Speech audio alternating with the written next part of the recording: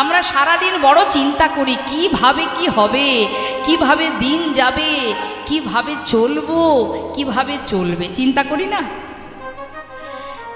একজন ব্যক্তি তার বাবা মারা গেছে বলে সংসারের দায়িত্ব পড়ে গেছে তার ঘাড়ে। এখন সে সর্বক্ষণ চিন্তা করে, মা যদি আমার পথে চলতে চলতে কোনো জায়গায় কোনো বিপদে আমি মারা যাই, আমার পরিবারের কি হবে। সবাই আমরা ভাবি আমি মরে গেলে এদের কি হবে। আহা, এটাই তো আমাদের ভুল ভাবনা। তুমি ভাববার কে? তোমার পরিবারের কি হবে? তুমি যখন এসেছিলে তারা তোমার সাথে আসেনি, তাই তুমি যখন চলে যাবে তাদের কিচ্ছু হবে না। আর শুধু তাই নয়, যেতে তো সবাইকে হবে।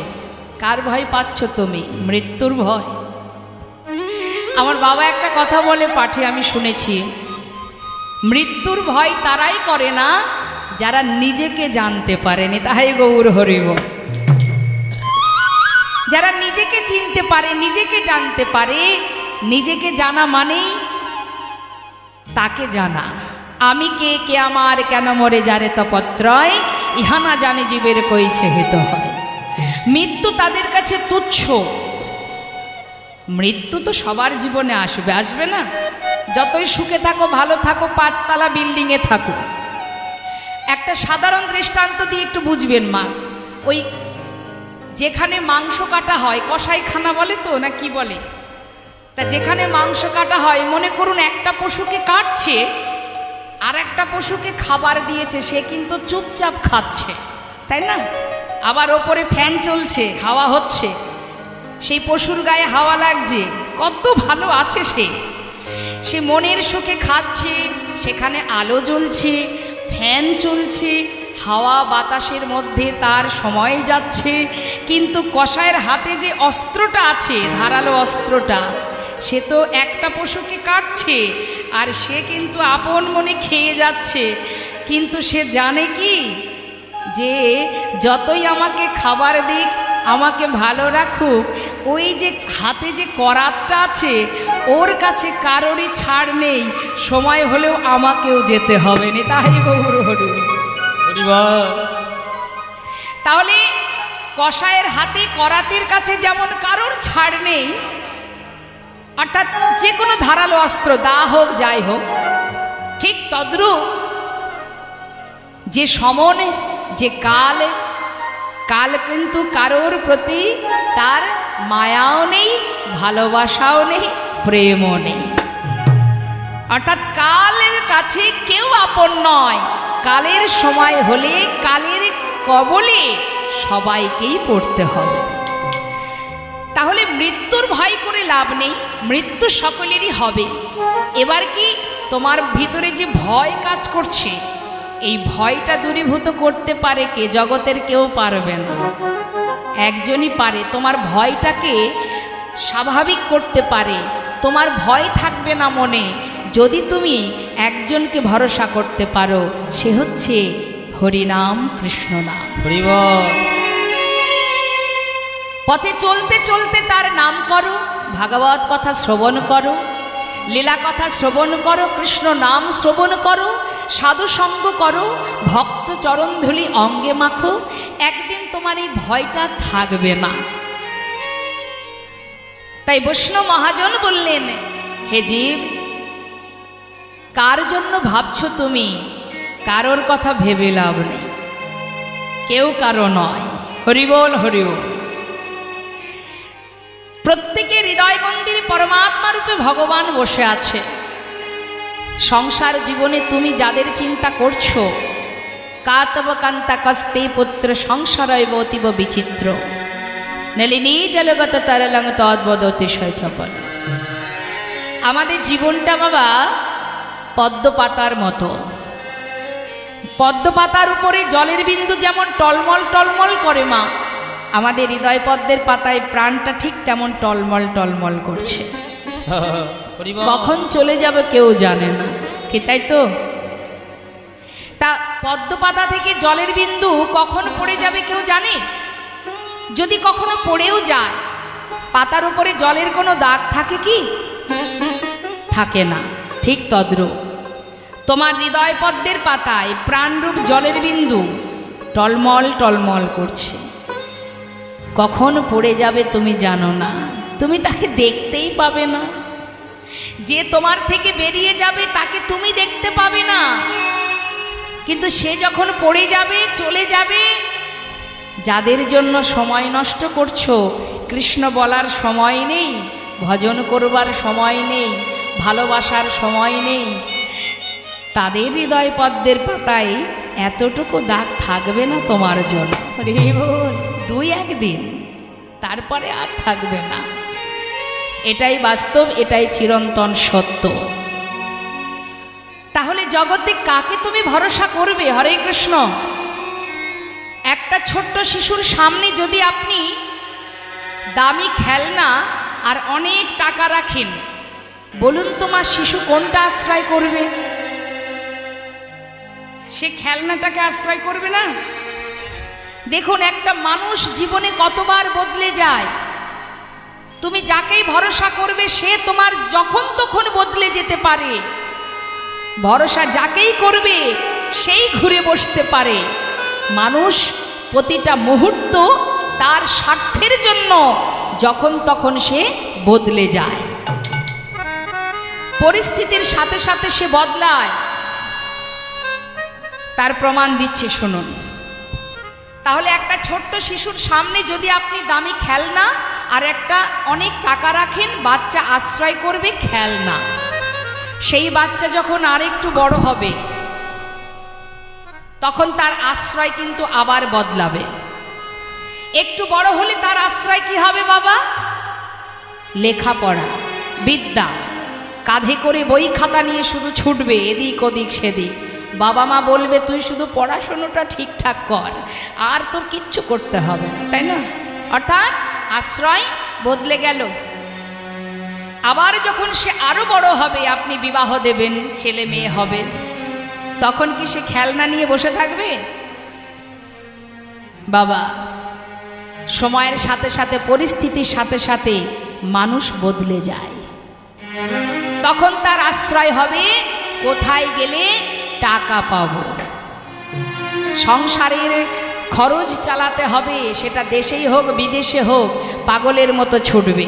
তাহলে এক জীবনে কতবার আশ্রয় বদলালো? 3 বার। আবার সেই ব্যক্তি যখন বৃদ্ধ হয়ে যাবে, যখন কিনা তার গোনা দিন ফুরিয়ে আর মাত্র কয়েকদিন বাঁচবে, ঘরের কোণে কোনো রকমে তার দিন যাচ্ছে, সেই সময় আপনি যদি তাকে বলেন যে তোমাকে আমি 2 লক্ষ টাকা দেব, তোমার জীবনে যে যে স্বপ্ন ছিল তুমি পূর্ণ করো, কিন্তু যে কদিন তুমি বাঁচবে, আর তো বেশি সময় নেই, যে কটা দিন বাঁচবে তুমি তোমার পরিবারকে আর পাবে না।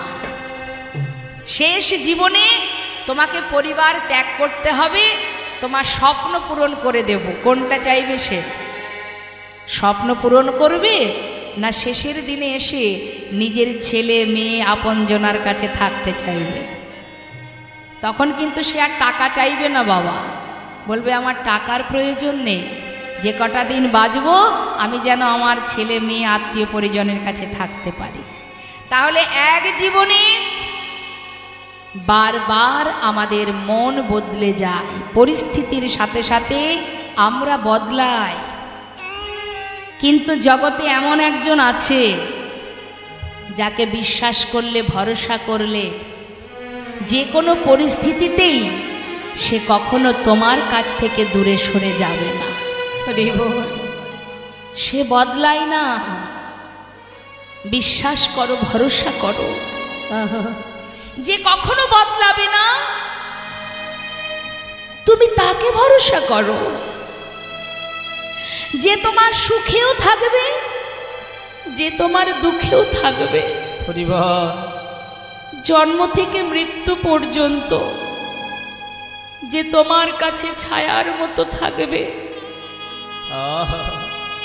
তাকে ভরসা করা যায়, তাকে বিশ্বাস করা যায়, তার প্রতি নির্ভরশীল হও, যে ভালো মন্দ সব কিছুতেই তোমার কাছে কাছে আছে।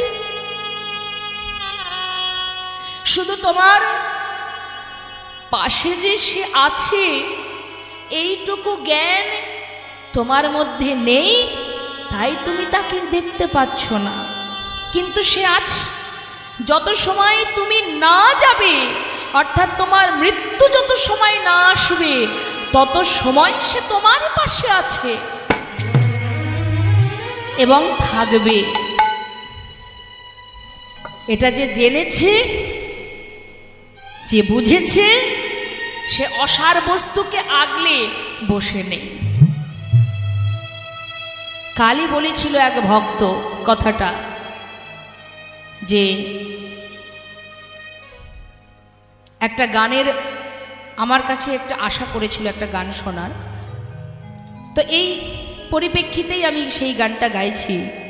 যিনি বিশ্বকবি রবীন্দ্রনাথ ঠাকুর, যিনি কিনা কবিগুরু রবীন্দ্রনাথ, তিনি তার ভজনের মধ্যে দিয়ে তিনি ভগবানকে বলেছিলেন, হে প্রভু, তুমি আছো, কিন্তু আমি তোমাকে দেখতে পাইনি। আমার হিয়ার মাঝে লুকিয়েছিলে, দেখতে আমি পাইনি তোমায়, দেখতে আমি পাইনি। আমার হিয়ার মাঝে লুকিয়েছিলে, দেখতে আমি পাইনি তোমায়, দেখতে আমি পাইনি। আমার হিয়ার মাঝে লুকিয়েছিলে, দেখতে আমি পাইনি তোমায়, দেখতে আমি পাইনি। আমার হিয়ার মাঝে লুকিয়েছিলে, দেখতে আমি পাইনি তোমায়, দেখতে আমি পাইনি। ওই বাহির পানে চোখ মেলেছি, বাহির পানে আমার হৃদয় পানে যায়নি। আমার হিয়ার মাঝে লুকিয়েছিলে, দেখতে আমি পাইনি তোমায়, দেখতে আমি পাইনি।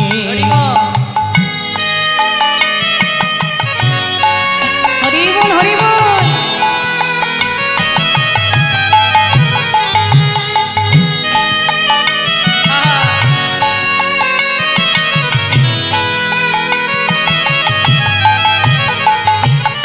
আমার সকল ভালোবাসা, সকল আঘাত, সকল আশায়, আমার সকল ভালোবাসায়, সকল আঘাত, সকল আশায়।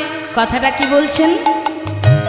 আমার ভালোবাসাতেও তুমি ছিলে, আমার আঘাতেও তুমি ছিলে, সকল আশাতেও তুমি ছিলে, সর্বদাই তুমি আমার কাছে ছিলে। আমার সকল ভালোবাসা, সকল আঘাত, সকল আশায় তুমি ছিলে, আমার কাছে তুমি ছিলে। আমি তোমার কাছে যাইনি। আমার হিয়ার মাঝে লুকিয়েছিলে, দেখতে আমি পাইনি তোমায়, দেখতে আমি পাইনি। আমার হিয়ার মাঝে লুকিয়েছিলে, দেখতে আমি পাইনি তোমায়, দেখতে আমি পাইনি। মহাজন বললেন, কোনটি সার কোনটি অসার বুঝবে কবে গো? সময় চলে গেলে বুঝবে। সময় করিয়া পথটি ধরিয়া যেবা চলে দ্রুত গতি, সময়ের শেষে অনায়াসে সে যেন চলে যায় আপন বাসন। দেখুন বাবা, এক ভক্তের কথা একটু মনে পড়ে যায়। নিজেকে সঁপে দিয়েছিলেন এই নবদ্বীপেই। তিনি হচ্ছেন, আস্তে আস্তে, আমার গৌরহরিরই ভক্ত, যিনি দাপর যুগে ছিলেন দেবর্ষি নারদ, যিনি কলিতে হয়েছেন শ্রীবাস পণ্ডিত, যার ঘরে মহাপ্রভু সর্বদাই ভক্তগণকে নিয়ে হরিনাম করতেন।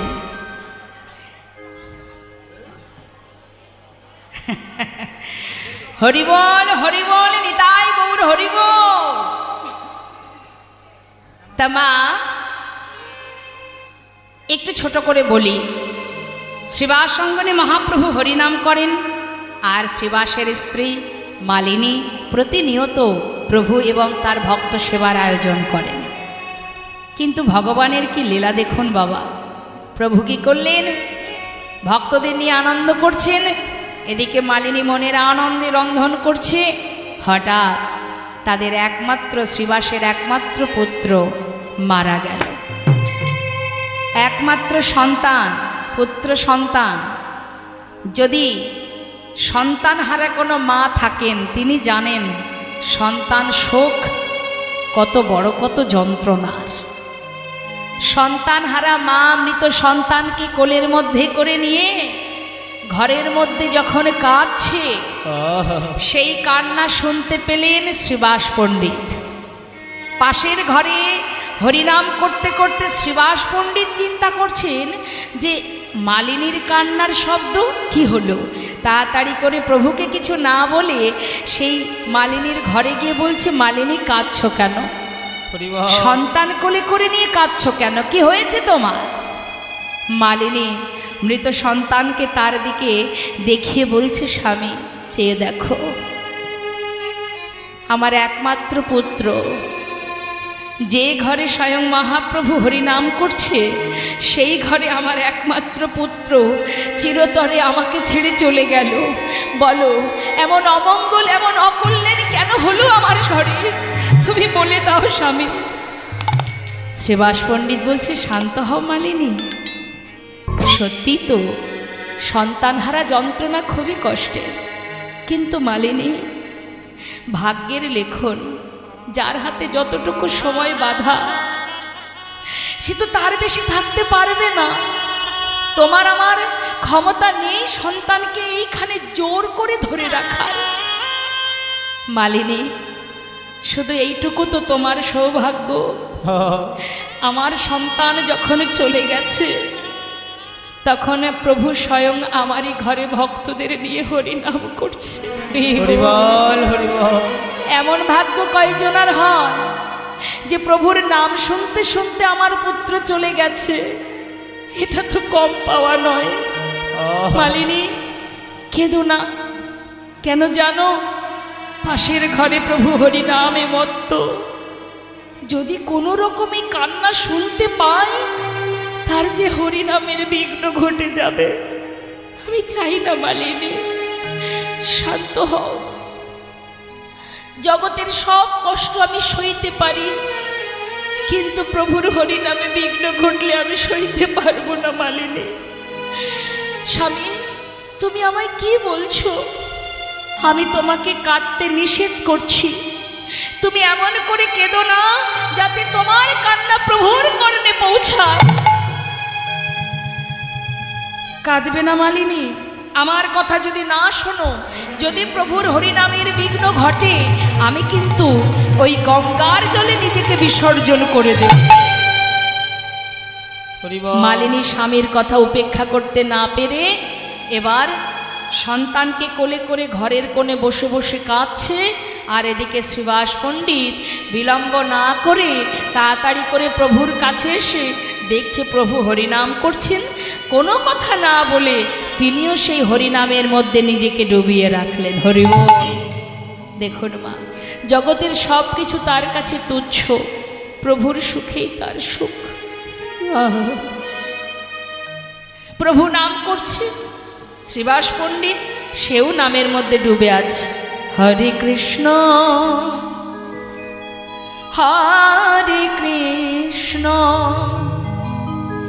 কৃষ্ণ কৃষ্ণ হরে হরে হরে রাম হরে রাম রাম রাম হরে হরে।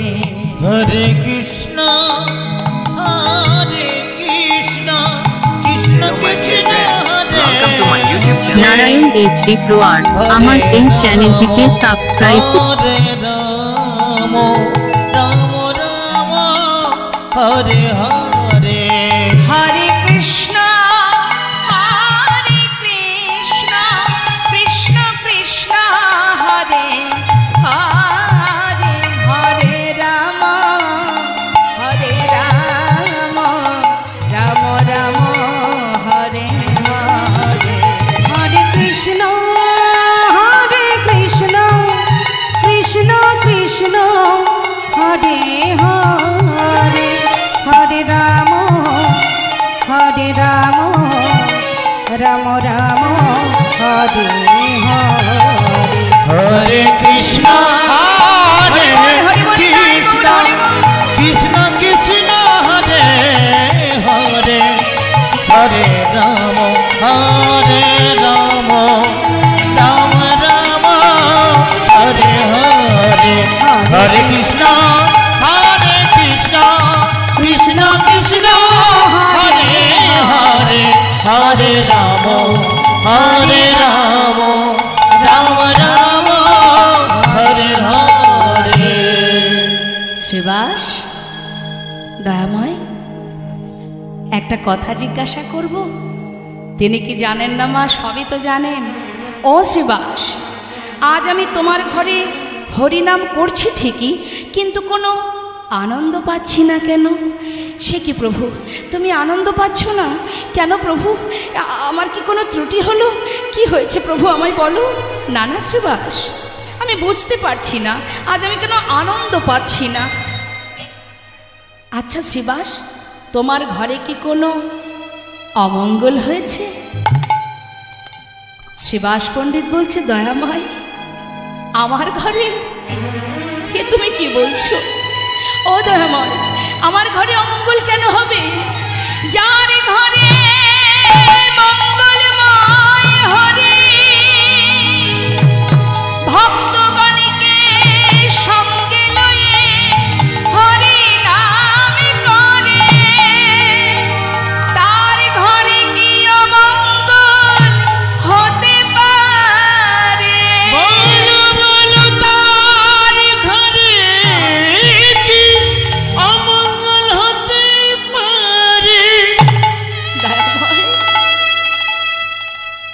গৌরহরি, তুমি স্বয়ং আমার ঘরে,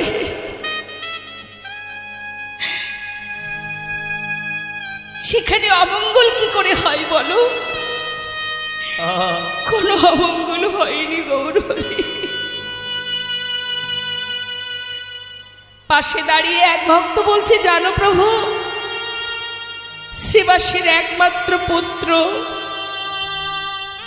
একটু আগে মারা গেছে। শ্রীবাস, তোমার পুত্র মারা গেছে।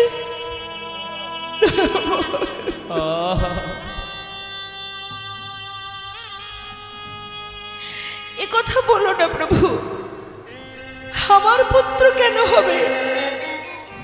ও দয়াময়, তুমি ছাড়াই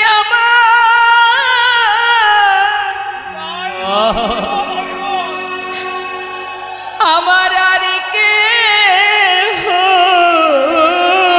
নাই। এ জগতে তুমি ছাড়া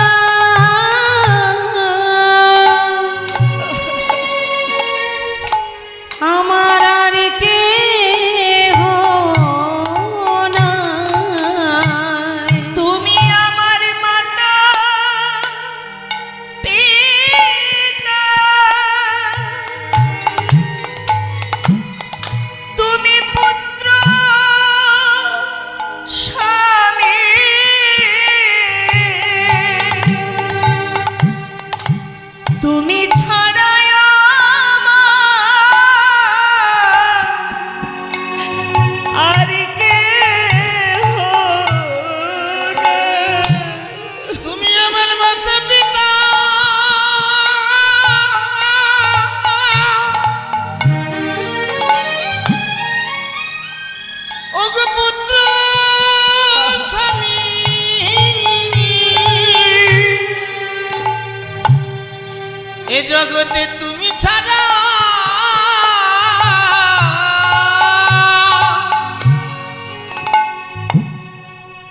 আমার আর কেহ নাই।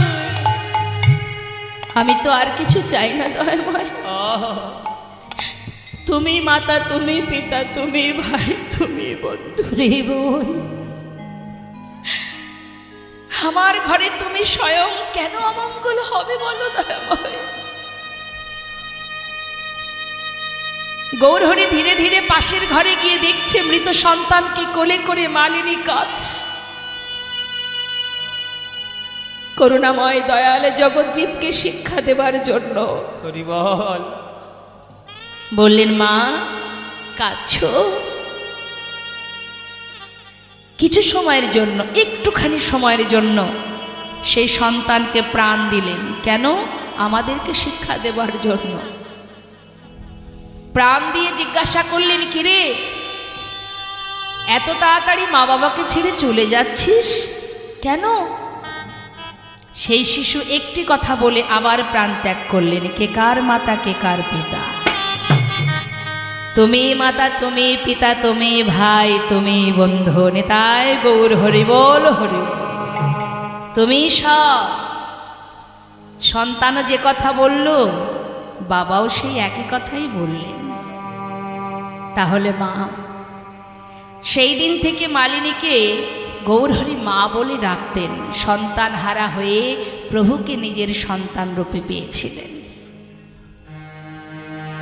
তাই এখান থেকে এই দৃষ্টান্তের এটাই কারণ, এখনো সময় আছে, নিজেকে জানতে শেখো কি আমার করণীয়। রামভক্ত তুলসীদাস কলম দিচ্ছেন, তুম কাহা সে আয়ে হো আর যাওগি কাহা, ইতনা দিল বিচার লো বাস হো গয়া ভজন। একবার শুধু নিজেকে জানো, তবেই বুঝবে তুমি কে আর কে তোমার। হরি বল, হরি বল। তাই আজ আসুন আমাদের গৌর কথাকে, গৌর চন্দ্রিকাকে বিশ্রাম রেখে আবার আমরা লীলা কথায় চলে যাব। সবাই মিলে আমরা যে মহাজনের পদাবলী শ্রবণ করছি তার কথাটা একবার স্মরণ করে প্রণাম জানিয়ে যাব। বললেন, যদি কেউ হরিনাম শ্রবণ করে হৃদয় থেকে, তার সমস্ত অন্ধকার, মায়ারূপ অন্ধকার দূরীভূত হয়। যদি কেউ কৃষ্ণ নাম গাইতে পারে, হরিনাম গাইতে পারে, হৃদয় মাঝে কৃষ্ণ প্রেমের উদয় হয়। তো আসুন আমরা সবাই গৌর হরির পার্ষদকে নিয়ে বৈষ্ণব মহাজনের চরণে প্রণাম জানিয়ে লীলায় যাব। সবাই মিলে বলবো, শ্রী গৌরাঙ্গের ভক্তগণে নিত্য সিদ্ধ করি মনে, গৌরাঙ্গের ভক্তগণে নিত্য সিদ্ধ করি মনে, সে যায় ব্রজেন্দ্র সুত পাশে রে, সে যায় ব্রজেন্দ্র সুত পাশে রে, হৃদয় মজেন্দ্র সুত পাশে রে, হৃদয় মজেন্দ্র সুত পাশে রে, হৃদয় মজেন্দ্র সুত গৌরমণ্ডল ভূমি যে বাজানে চিন্তা, আমার গৌরমণ্ডল ভূমি যে বাজানে চিন্তামণি, গৌরমণ্ডল ভূমি যে বাজানে চিন্তামণি, তার হয় ব্রজধামে বাস রে, তার হয় ব্রজধামে বাস রে, তার হয় ব্রজধামে বাসি রে, তার হয় ব্রজধামে বাসি রে, তার হয় ব্রজধামে গৃহেতে বনেতে থাকো হা গৌরাঙ্গ বলে তোমরা ডাকো, গৃহেতে বনেতে থাকো হা গৌরাঙ্গ বলে ডাকো, গৃহেতে বনেতে থাকো হা গৌরাঙ্গ বলে ডাকো, নরতম মাগি তার সঙ্গ, নরতম মাগে তার সঙ্গ, ঠাকুর নরতমে মাগে তার সঙ্গ, নরতমে মাগে তার সঙ্গ, নরতমে মাগে তার সঙ্গ। নিতাই গৌর হরিবল, হরিবল। চলুন যাই এবার আমরা লীলা কথায়। তো লীলা কথায় যাবার আগে আমরা ছোট্ট করে একটা গৌর নিতাইয়ের ভজন আস্বাদন করব। হ্যাঁ, হরিবল, হরিবল। পায়ে যন্ত্রণা করছে? ঠিক আছে, দেখি হাত তুলুন। আমাদের এই দেহতরিটা আমরা ভাসিয়ে দেব। কেমন ভাসিয়ে দেব আমরা? কোথায়? হানিতা হা গো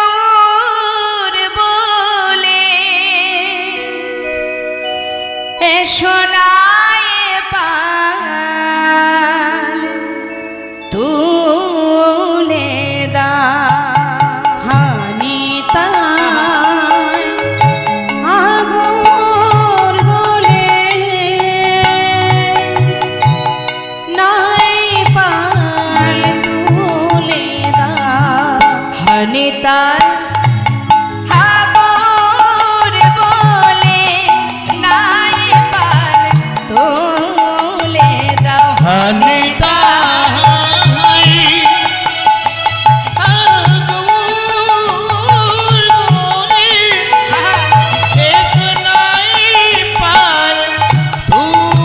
দাও দেখো তরি কোথা যা ওই ব্রজনা নদিয়া ওই না দেখো তুদি আজ কথা যায় বোঝনা নদিয়া নিতাই হাগর বলে নাই পার তুলে দাও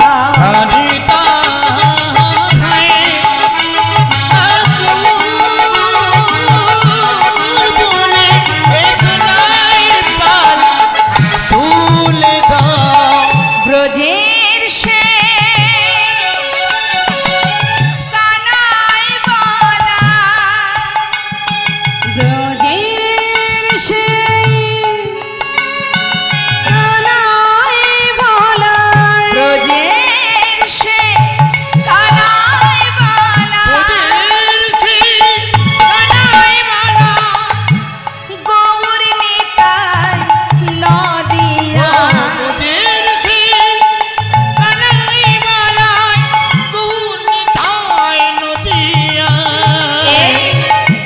জগজনা উদ্ধারিতে ঘরে ঘরে নামে বিলায় ব্রাহ্মণ আবার চণ্ডাল সবার হাত ধরে পার করে নেয় সোনারে নদিয়া সোনারে নদিয়া নেতা হরি বল হরি বল গাই গো হরি বল নাই পার তুলে দাও